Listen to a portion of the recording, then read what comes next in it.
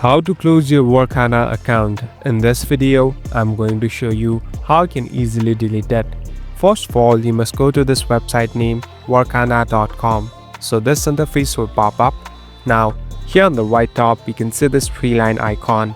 Simply tap on this three line icon and here tap on your profile name.